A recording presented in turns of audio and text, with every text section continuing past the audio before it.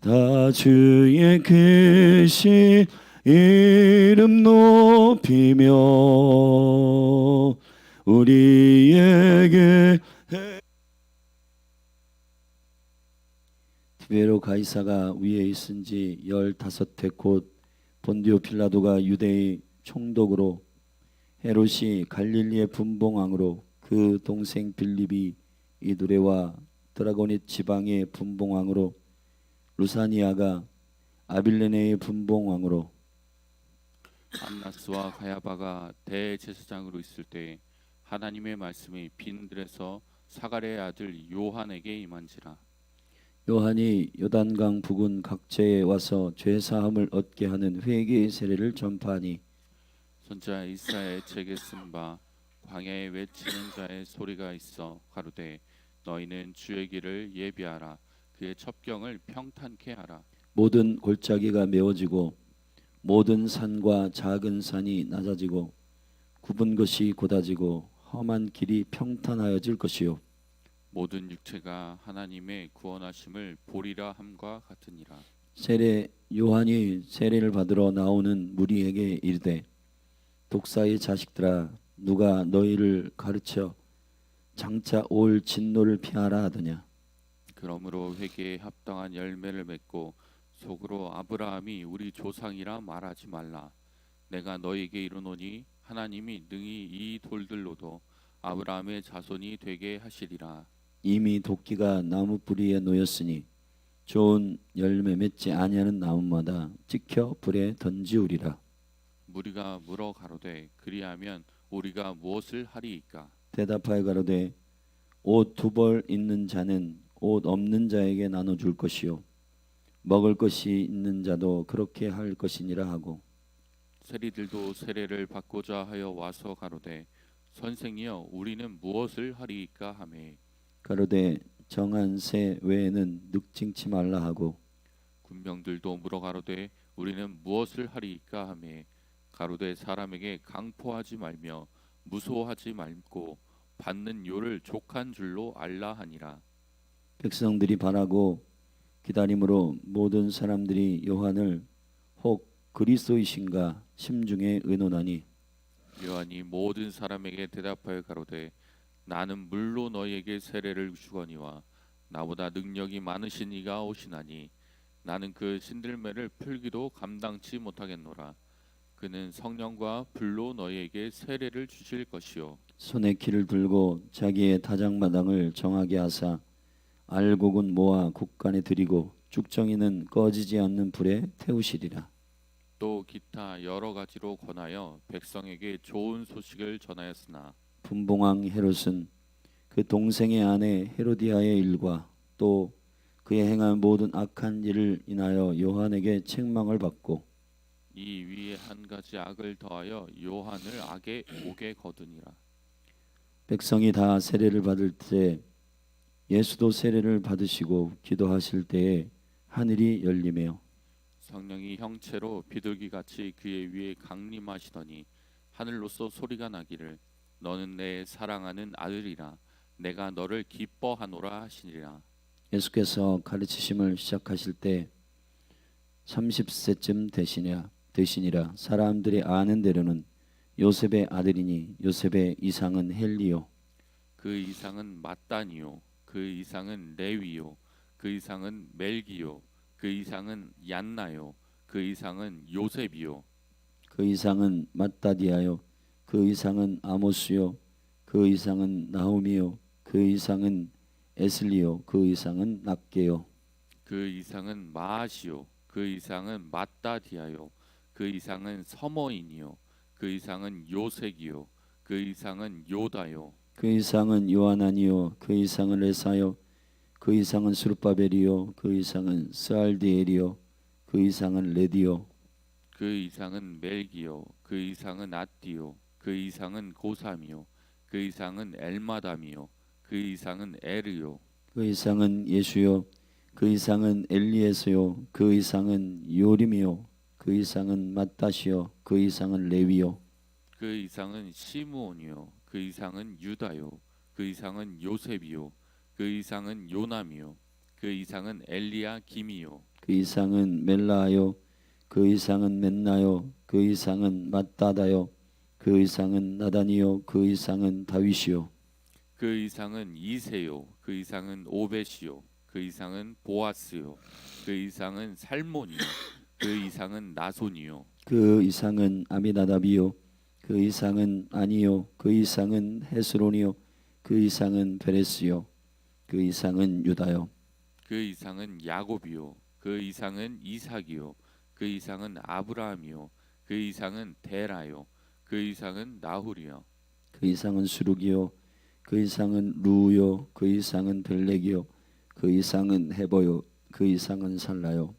그 이상은 가이난이요 그 이상은 아바삿이요 그 이상은 에셈이요 그 이상은 노아요 그 이상은 레멕이요 그 이상은 무드살라요, 그 이상은 에녹이요, 그 이상은 야렛이요, 그 이상은 마할랄렐이요, 그 이상은 가하나니요.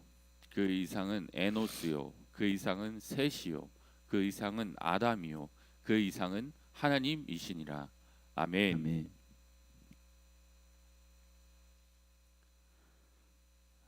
누가복음은 앞에 서론에서 우리가 밝힌 대로 하나님의 거룩한 생명을 가지고 이 땅에 사람으로 오신 예수 그리스도에 대하여 증거하는 계시의 복음입니다. 누가는 의사였고 특별히 누가복음에만 증거되는 깊은 사람의 아픔과 고난 그리고 형편을 이해하는 사건들이 많이 기록되어 있습니다. 예를 들자면 선한 사마리아인의 이야기, 잃어버린 양의 이야기, 그리고 삭개오의 이야기 등등 잃어버린 자들이 주께로 돌아오는 깊은 하나님의 긍휼과 인자하심을 표현하는 사건들이 누가복음에 기록되어 있습니다. 오늘 우리는 누가복음 3장을 읽었고 3장은 예수 그리스도의 길을 예배하는 세례 요한에 대하여 구체적으로 설명하고 있고 예수 그리스도의 족보가 마지막 부분에 기록되어 있는데 그 예수 그리스도의 족보는 위로부터 내려오는 족보가 아니라 다시 거슬러 올라가는 족보이고 그리고 요셉을 거론하여서 이 거슬러 올라가는 족보를 시작하였지만 23절이 요셉의 예수님은 요셉의 아들이고 요셉의 이상은 헬리오라고 했는데 이 헬리는 요셉의 아버지가 아니라 장인입니다. 그러니 마리아의 족보를 쭉 타고 올라가 아브라함과 그리고 아담과 그리고 그 이상인 하나님까지 이 생명이 그로부터 왔음을 증거하는 족보가 기록되고 있습니다. 사복음서 중에 족보는 마태복음 왕의 복음인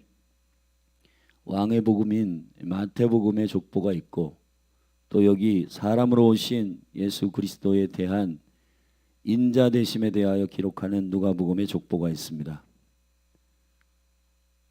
나머지 종과 하나님의 아들 독수리 복음 요한복음에는 족보가 기록되어 있지 않습니다.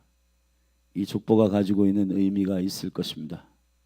위로부터 내려온 왕으로부터의 42대 만에 나타난 족보, 우리가 지금 그 이상이 올라가 하나님까지 올라간 77대의 족보, 이것은 아버지로서의 남자로서 왕으로서의 다윗의 자손, 아브라함과 다윗의 자손으로 오신 예수 그리스도의 언약적 만왕의 왕으로 오신 예수 그리스도에 대한 혈통과 족보, 그리고 여자의 후손으로 나신 사람으로 오신 예수 그리스도에 대한 족보가 밑으로 위로 거슬러 올라가는 하나님까지 올라가는 생명의 근원이 주임을 인지하는 족보인 누가복음의 족보는 의미가 크다 하겠습니다. 일단 오늘 본문의 말씀은 세례 요한에 대한 깊은 의미와 그리고 그리스도의 길을 예비하는 세례 요한이 무엇을 선포하고 그리고 주님이 세례를 받으시고 그리고 예수님의 족보를 쭉 열거함으로 이제 공생애가 시작됩니다. 자, 세례 요한의 삶에 대하여 누가가 기록하는 초점은 사뭇 다릅니다. 먼저 1절부터 6절까지의 말씀에 보면 세례 요한은 말씀을 받은 자이고 말씀의 예언대로 온 자인 것을 기록하고 있습니다.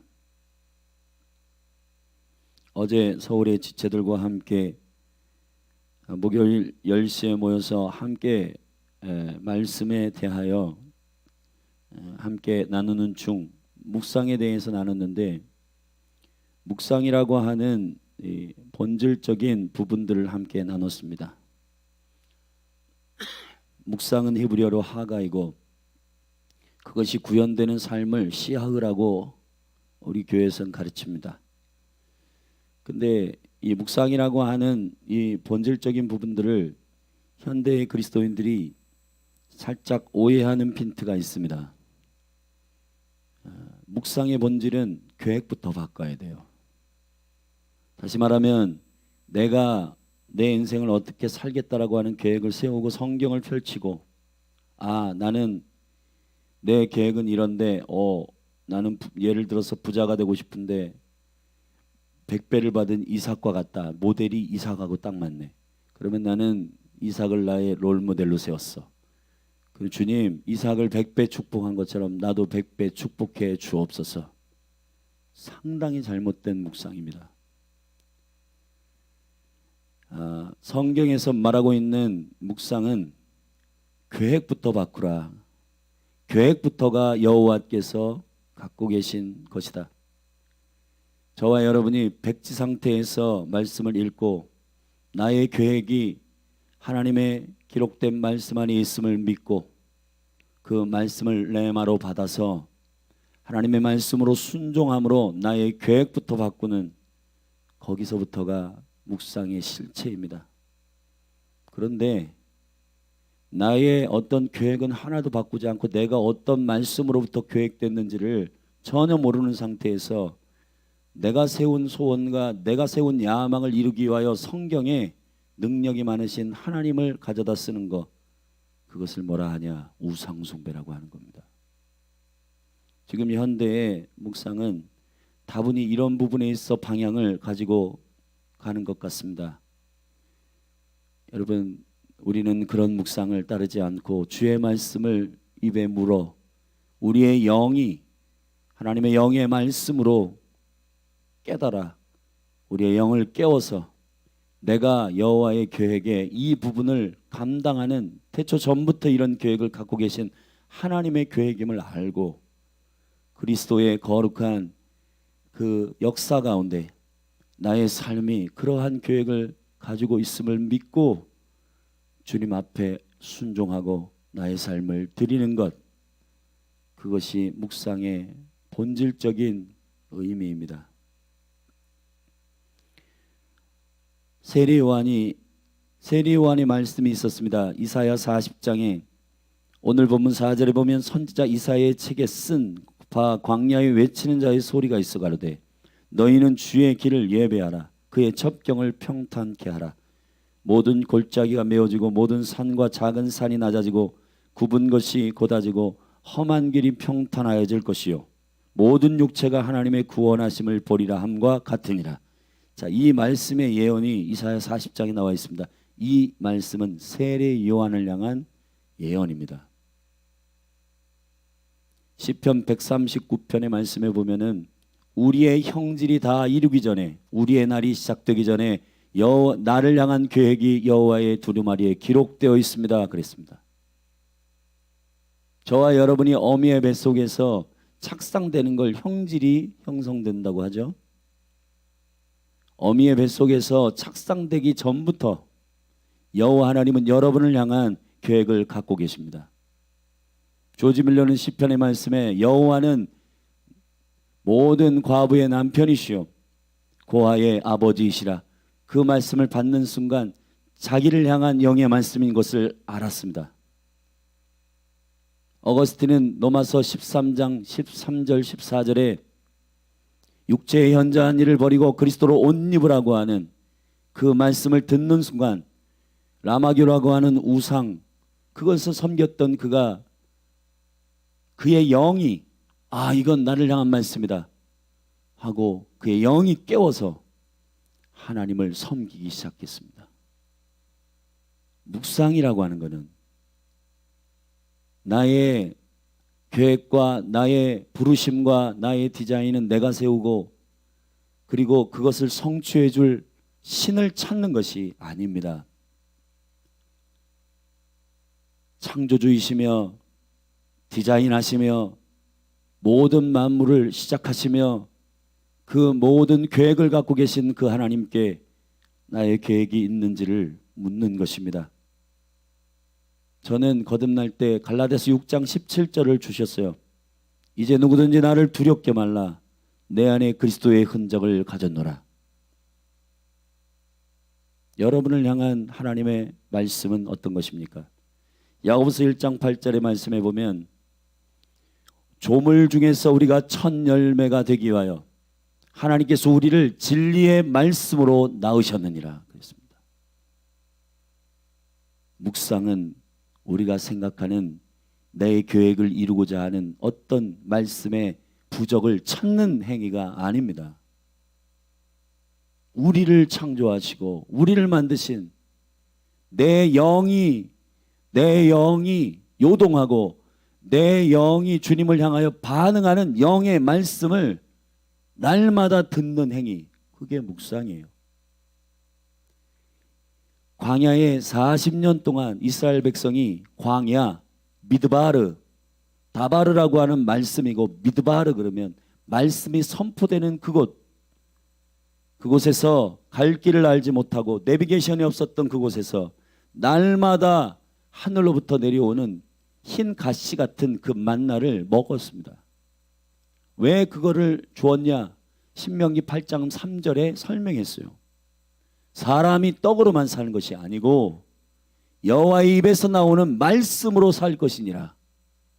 그것이 만나를 주신 이유예요. 매일매일 아침에 만나를 먹고 그 만나를 먹은 생명의 기운으로 살아가도록 주께서 우리를 지으셨음을 알아야 합니다. 에덴 동산도 그런 시스템으로 되어 있었습니다. 우리를 영원한 존재로 창조하셨지만은 동산 중앙에 있는 생명나무의 열매를 먹어야 영원토록 영원한 생명을 유지할 수 있는 그런 시스템으로 되어 있습니다. 여러분이 영원한 영의 말씀, 하나님의 입에서 나오는 말씀이신 예수 그리스도, 생명나무이신 그분을 날마다 섭취하지 않으면, 날마다 그분을 사모하고 날마다 그분의 입에서 나오는 말씀을 먹고 그것을 내비게이션 삼아 오늘 내가 어떻게 살아야 할 것인가를 주님께 묻고 주님이 말씀하시는 그 말씀 안에서의 레마를 내 영이 깨달아 주님께 순복하는 그러한 생명의 시스템으로 저와 여러분은 지어졌습니다. 근데 지금은 현대의 많은 설교와 메신저들은 혼적인 감동을 주고 있습니다. 어떤 우리가 세운 버킷리스트를 세워라, 여러분들이 계획을 세워봐라, 그러면 하나님께서 도와주실 것이다. 로마서 8장 28절 합력하여 선을 이룬다. 말도 안 되는 해석입니다.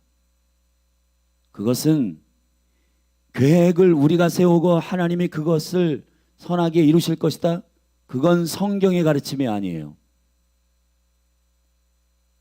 계획부터 하나님께 받으셔야 됩니다. 주님은 계획하시는 분이십니다. 주님은 도장만 들고 있어서 능력만 가지고 있는 뒷방 늙은이가 아니십니다. 주님은 아버지이시고 왕이시고 지혜의 능력이시고 모든 것을 창조하신 만왕의 왕이시며 창조주 하나님이십니다. 그 하나님의 신실하심과 선하신 지혜에 후히 주시고 꾸짖지 아니하시는 주님께 묻고 나의 삶의 계획이 어디 있는지 주께 묻고 그 계획을 듣고 그분으로부터 말씀을 받은 그 말씀대로 살아가는 것이 묵상의 삶입니다. 지금 현대인의 그리스도인들의 묵상이 만약에 이런 방향이 아니라면 상당히 잘못되어 있는 것입니다. 그런 의미에서 세리 요한은 빈들에서 말씀을 받았다라고 2절에 선포하고 있습니다.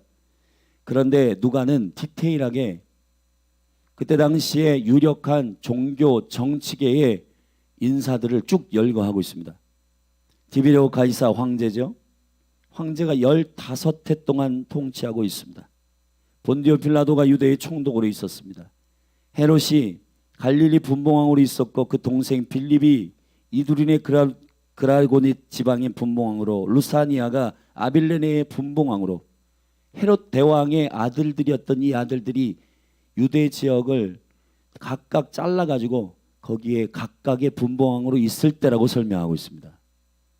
종교계의 안나스와 가야바, 대제사장은 한 사람인데 왜 두 사람이냐? 한 사람은 사위고 한 사람은 장인어른입니다. 실세가 장인이에요. 그러니까 안나스와 가야바가 대제사장으로 있을 때라고 누가는 꼬집고 있는 겁니다. 무슨 그 자리가 나눠 먹기식도 아니고 하나님의 거룩한 말씀과 은혜들을 대언해야 할 그 자리에서, 그러니 말씀이 전혀 느껴지지 않고 말씀을 저들이 받지 못하고 있다라고 오히려 누가는 꼬집고 있는 겁니다. 2절에 누가 말씀을 받냐? 그 정치 그리고 군사의 그 지휘력 그리고 종교의 지력을 가지고 있었던 모든 유력한 사람들 다 뒤로하고 하나님의 말씀은 빈들에서 광야 미드바르에서 샤가랴의 아들 요한에게 임하였다 그랬습니다. 사랑하신 여러분, 주님의 삶을 산다는 것은 우리가 지금 신앙생활이 왜 매일매일 신앙생활 하는데 매일매일 고민하는가? 왜 그러냐 하면 나의 계획은 내려놓지 않고 내가 하고 싶은 일들은 각 영역에서 유력하게 되기를 원하지만은, 그러나 중요한 거는 나의 계획의 실제의 궁극적인 계획이 하나님으로부터 받지 않고 하나님부터 받으려고 하는 거는 그냥 내 계획을 성취해주는 능력이라는 거. 여러분, 왜 현대 그리스도인들 또 기독교가 힘이 없는가? 이 부분부터가 잘못되었기 때문이라고 저는 생각합니다. 묵상을 바꾸십시오. 내 계획을 이루어줄 주님의 말씀을 어디 있는가? 아니요. 여러분의 본질적인 부르심부터 주께로부터 들으십시오. 여러분의 계획이 참으로 주께로부터 왔는지부터 점검하십시오. 빌립보서에 바울은 이렇게 말했습니다. 내 안에 소원을 두고 행하시는 여호와 하나님이시니, 소원을 주시는 분이 하나님이십니다. 그런데 이미 하나님 주시지 않는 소원을 가지고 하나님이 성취해 달라고 계속 구하는 거, 여러분 죄송하지만 하나님은 되게 심플하십니다. 하나님은 하나님의 계획을 성취하십니다. 그러면 어떻게 하면 되냐? 나를 향한 하나님의 계획을 말씀을 통해서 여러분들이 깨닫게 해달라고 증거의 영이신 성령님을 구하고 말씀을 매일매일 읽을 때 나를 향한 말씀이 내 영이 깨닫는 그 말씀을 나에게 달라고 구하십시오. 여러분을 향하여 세례 요한이 이사야 40장에 세례 요한을 향한 약속이 있듯이 여러분을 향한 진리의 말씀이 반드시 성경에 있습니다. 시편 40편은 다윗이 이렇게 말했습니다. 나를 향한 계획이 두루마리 책에 있나이다.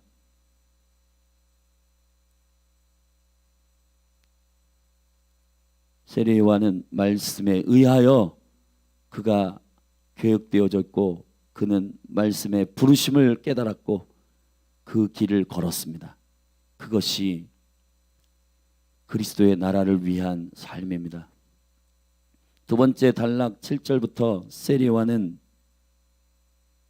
17절까지 14절까지 회개의 세례를 선포하였습니다.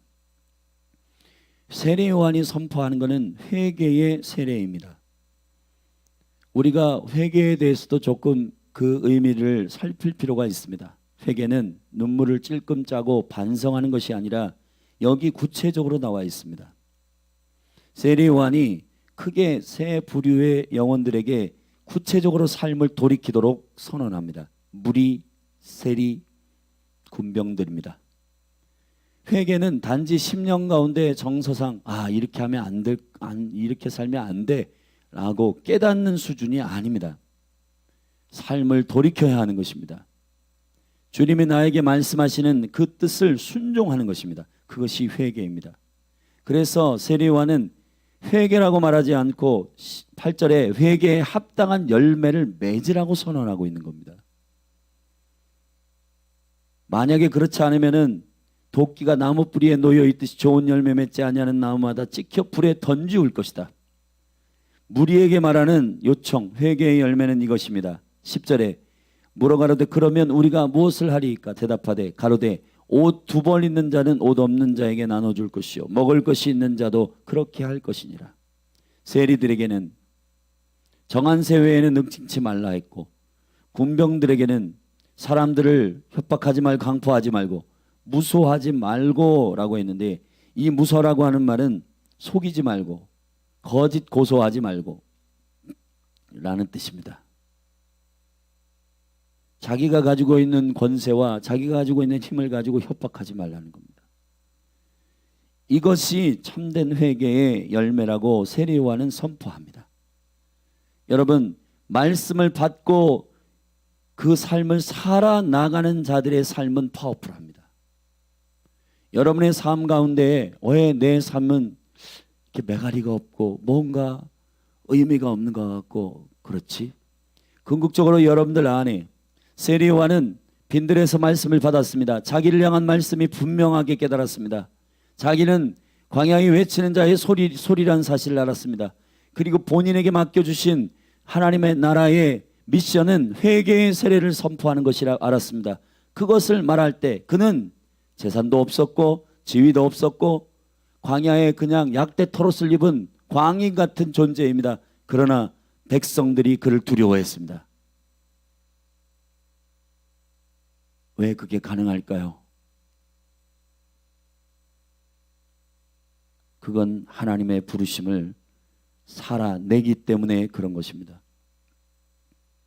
세 번째, 세례 요한의 겸손에 대해서 여기 기록되어 있습니다. 15절부터 17절의 말씀에 보면 백성들이 바라고 기다림으로 모든 사람들이 요한을 혹 그리스도인가 심중에 의논하고, 보니까 굉장히 좀 특별한 사람이 광야에 등장한 겁니다.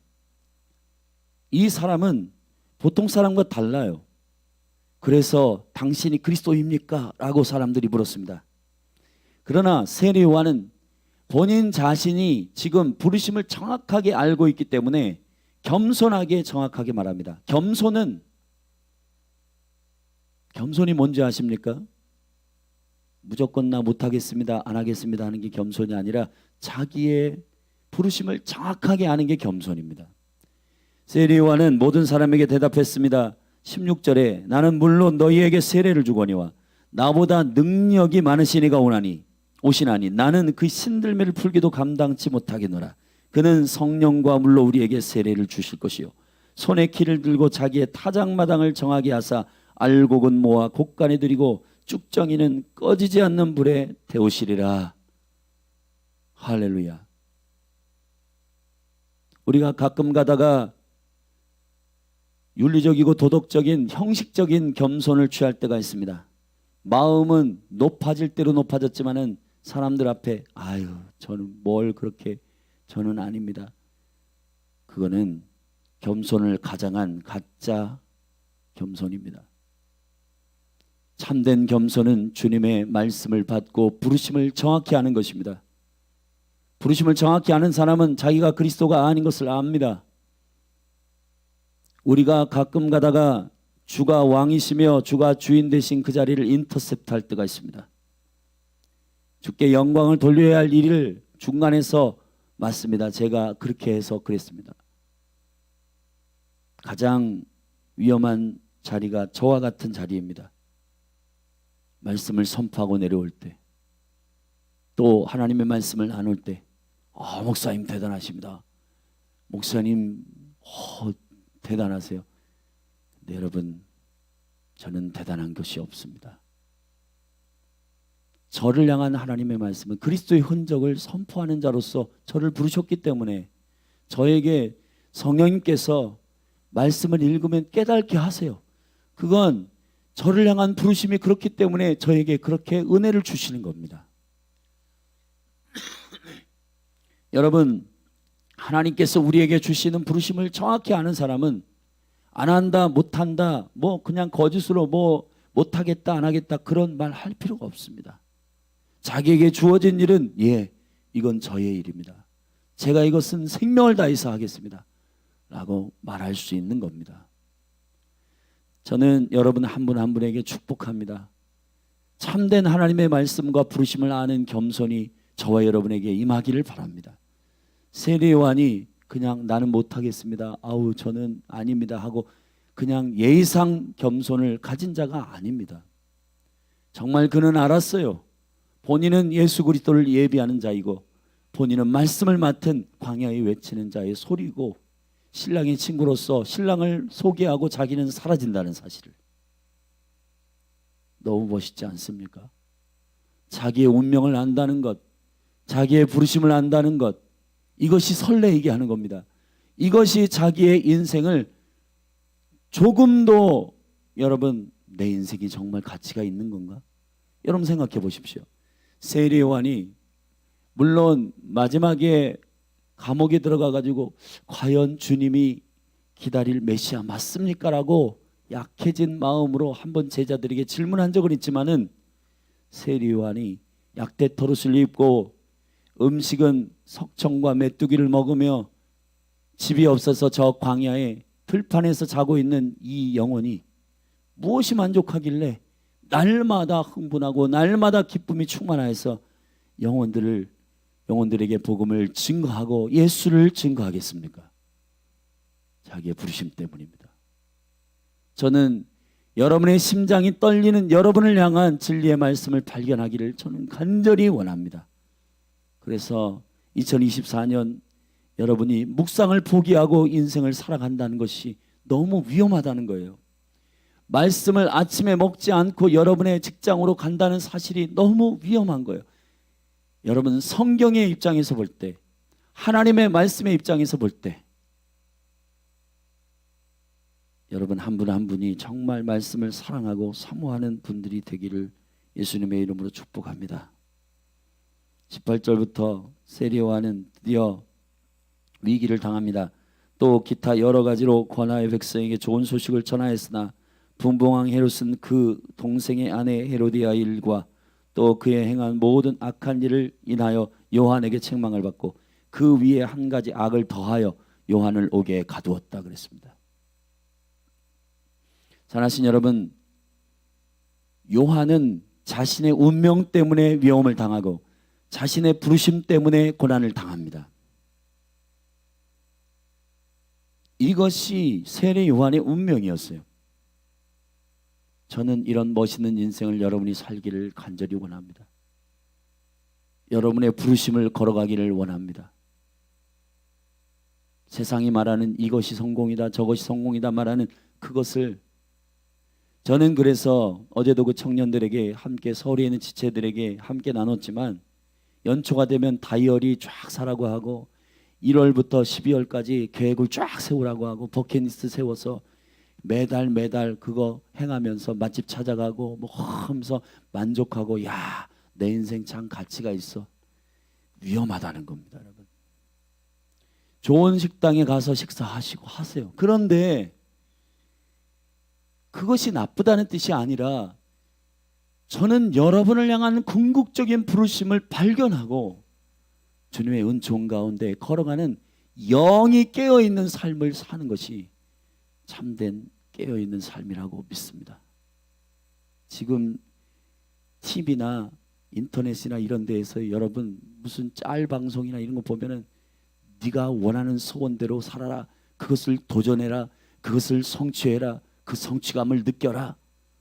근데 여러분 그것이 얼마나 사단의 미혹인지를 깨닫게 되기를 바랍니다.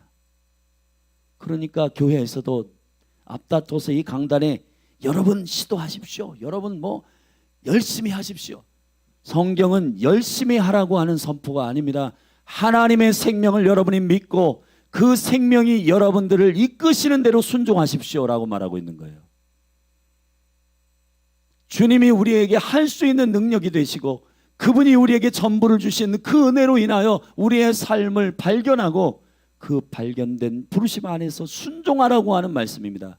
이게 얼마나 현저하게 다른지를 깨닫는 여러분이 되기를 예수 그리스도의 이름으로 축원합니다. 예수님께서도 자기 운명을 발견하기 시작합니다. 21절에 백성이 다 세례를 받을 때 예수도 세례를 받으시고 기도하실 때 하늘이 열리며 성령이 형체로 비둘기같이 그 위에 강림하시더니 하늘로서 소리가 났습니다. 내 사랑하는 아들이라 내가 너를 기뻐하노라 하시니라. 할렐루야. 주님은 세례를 받으시고 그곳에서 성령이 임하여 그를 향한 말씀을 들었습니다. 하나님의 아들이심을 알았습니다. 그리고 이제 23절부터 쭉 예수 그리스도의 족보가 열거됩니다. 거슬러 올라가서 하나님으로부터 하나님까지 누가복음 3장의 말씀을 요약하여 마무리합니다. 사랑하신 여러분, 저는 오늘 여러분 한 분 한 분, 여기 지금 현장에서 말씀을 듣는 우리 여기 사역자도 계시고 집사님도 계시고 여기 사모님도 계신데 사랑하신 여러분, 여러분을 향한 말씀을 발견하십시오. 그 말씀을 발견하면 어떤 느낌이냐면 저는 갈라디아서 6장 17절이 저희 영을 날마다 깨웁니다. 그 말씀만 읽으면 제 영이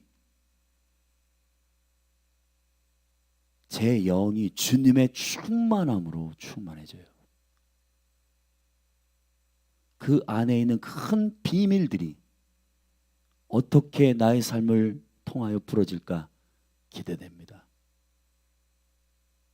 여러분을 향한 하나님의 레마의 말씀을 주께로부터 받고 그리고 매일매일 만나의 말씀을 먹는 저와 여러분이 되기를 주의 이름으로 축복합니다. 할렐루야. 이 묵상의 실질적인 순종의 삶이 교회 안에 시작되고 그러한 현저한 차이가 있는 삶을 살아갈 때 기도의 집은 사명을 감당할 수 있을 겁니다. 내 계획, 내 생각 여전히 있고 그냥 그 계획을 성취해 주는 여호와의 이름을 부르는 것은 잘못된 것입니다. 히브리서 12장에 이렇게 말했습니다. 믿음의 주요, 킹제임스 버전은 믿음의 창시자요, 믿음의 시작이시고, 여러분 믿음의 시작을 시작하지 않았는데 믿음의 완성을 우리가 구하고 있어요. 나의 삶의 시작을 주께 구하지 않았는데 시작은 주께로부터 오지 않았는지 왔는지 안 왔는지 확인이 안 되는데 내가 계획한 거 이거 있습니다. 하나님 여기 도장 찍어주세요. 여러분 복음에는 믿음에서 믿음에 이르는 계시가 들어있다라고 로마서 1장 17절에 말씀했습니다. 하나님은 지혜의 하나님이십니다. 그분의 지혜는 무한하여 여러분을 향한 그 놀라운 계획을 갖고 계십니다. 여러분의 부르심을 주께 물으십시오. 기도하시겠습니다.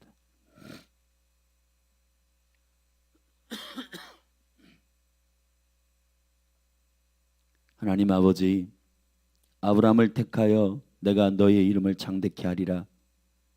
모든 민족의 복의 근원이 될 것이다. 그 말씀으로 아브라함은 인생을 출발했습니다. 그 말씀을 아브라함도 다 이해하지 못했습니다. 그러나 그 말씀을 붙들고 인생을 출발했습니다. 결국 아브라함이 아브라함 됐습니다. 그건 하나님이 그를 인도하시는 신실한 하나님 되심 때문입니다. 주님, 사랑하는 주의 백성들 한 분 한 분 자기의 계획을 내려놓고 주님의 말씀을 받게 하소서. 여호와의 생명의 말씀을 붙들게 하소서.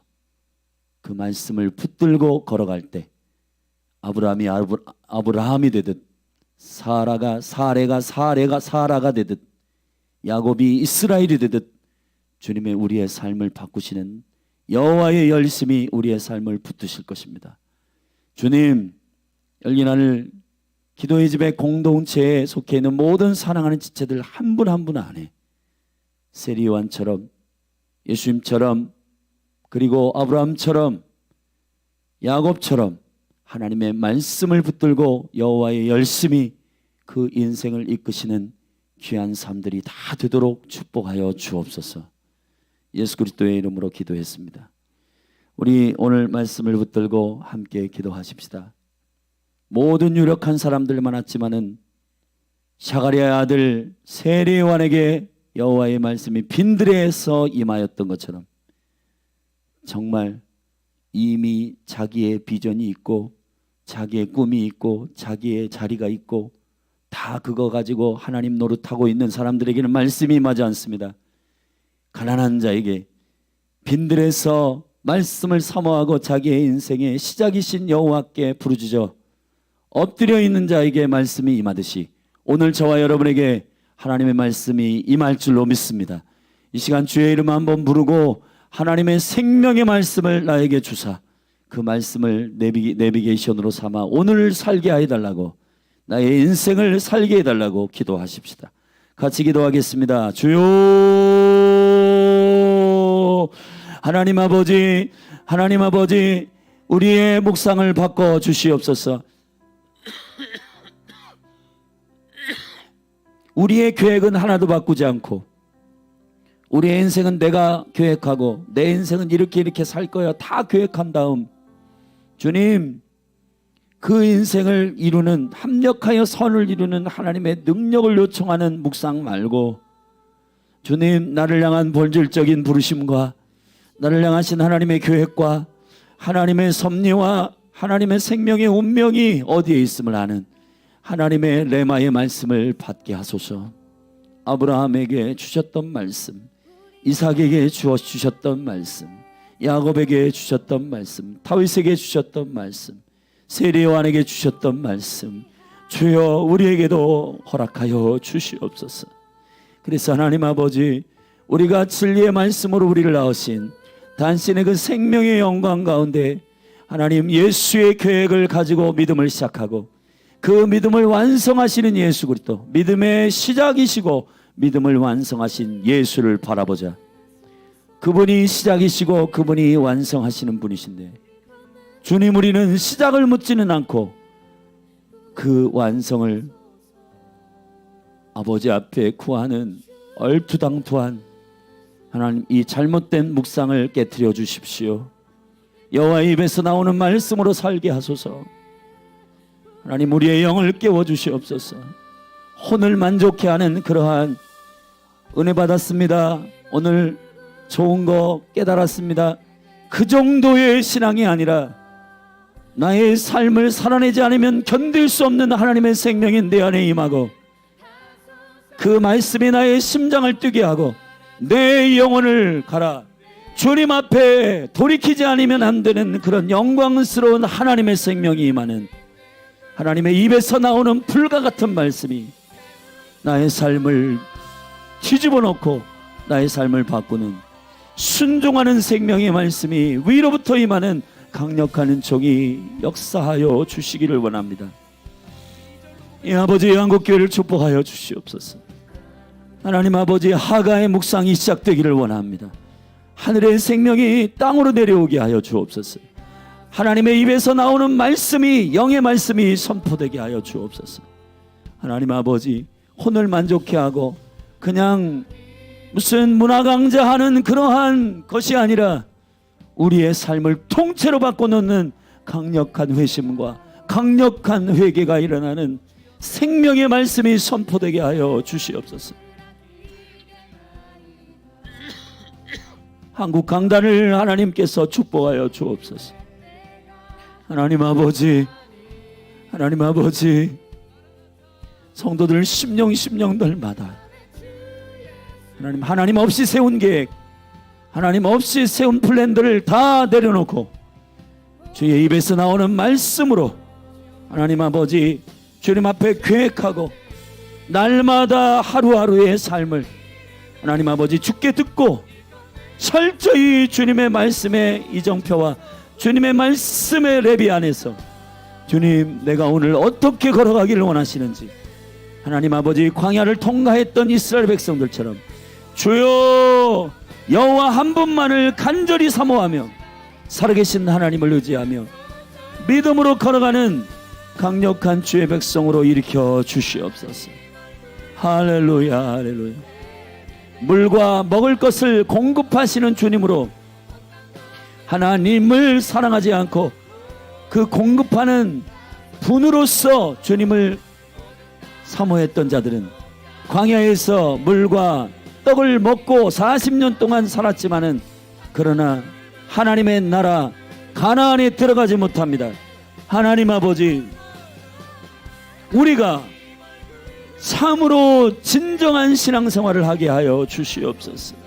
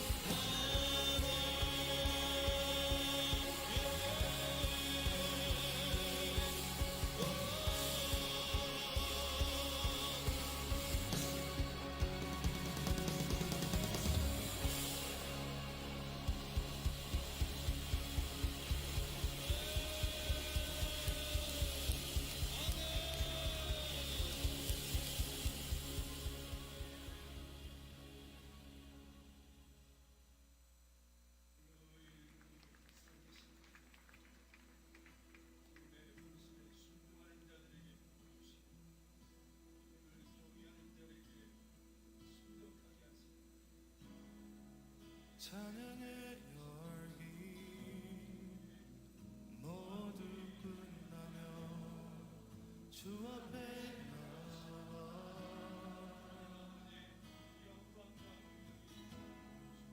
더욱 진실한 예배 드리네 주님을 향한